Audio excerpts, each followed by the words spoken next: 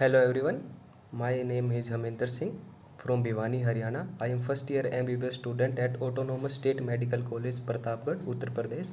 आज मैं आपको मेरी MBBS तक की पहुंचने की जर्नी के बारे में कुछ बताना चाहता हूं कि क्या कुछ मैंने किया और क्या कुछ रहा है। मैं स्कूल टाइम से एक एवरेज स्टूडेंट रहा हूँ। 12th क्लास में भी मेरी कुछ खास परफॉर्मेंस नहीं थी, पर बचपन से ही एक सपना था कि डॉक्टर बनना है।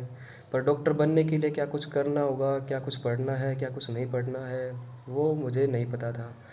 पर मेरे टीचर्स काफ़ी सपोर्टिव रहे हैं। 12th क्लास में भी हमारे बायोलॉजी के टीचर थे सुरेंद्र सोलंकी सर, उन्होंने मुझे काफ़ी मोटिवेट किया। और 12th क्लास के बाद फिर मैं सोनिया कौशिक मैम से पढ़ा हूँ। वो मुझे टाइम टू टाइम मोटिवेट करती रहती थी और काफ़ी MCQs की प्रैक्टिस करवाती थी और टाइम टाइम पर टेस्ट वगैरह लेती रहती थी और उससे मेरी काफ़ी प्रैक्टिस हो गई थी। तो उन्होंने मेरी काफ़ी हेल्प की है, तो उनके लिए थैंक यू बोलना चाहूँगा। और मैं आपको यही बताना चाहूँगा कि जितना हो सके उतनी NCERT को पढ़िए। NCERT मस्ट है। आपकी बाइबल, कुरान, गीता सब कुछ NCERT है, तो जितना हो सके उतना NCERT को पढ़ो। अगर आपको ये लगता है कि आपको NCERT आ गई है, NCERT समझ आ गई है और कुछ एक्स्ट्रा पढ़ना चाहते हो, तो फिर आप कोई और रेफरेंस बुक को पढ़ सकते हो। मेन तो है कि आपको NCERT पढ़नी है।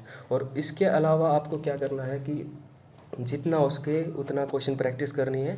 जितना भी हो सके उतना क्वेश्चन प्रैक्टिस करो और जो टाइम टू टाइम टेस्ट वगैरह होते रहते हैं उनको देते रहें, ताकि पता लगते रहे कि आपने क्या कुछ पढ़ा है, क्या कुछ नहीं पढ़ा।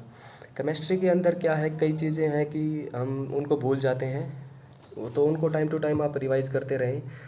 और फिज़िक्स के अंदर तो थोड़ा बहुत पढ़ना है अच्छे से। उसके बाद तो फिर जितना हो सके उतना क्वेश्चन प्रैक्टिस करो। जहाँ से भी आपको क्वेश्चन मिले, इंटरनेट से या फिर कोई भी आप रेफरेंस बुक पढ़ रहे हैं, तो आप वहाँ से हो सके उतना प्रैक्टिस करें। और बायोलॉजी में तो आप NCERT पढ़ें बस, और क्वेश्चंस करते रहें।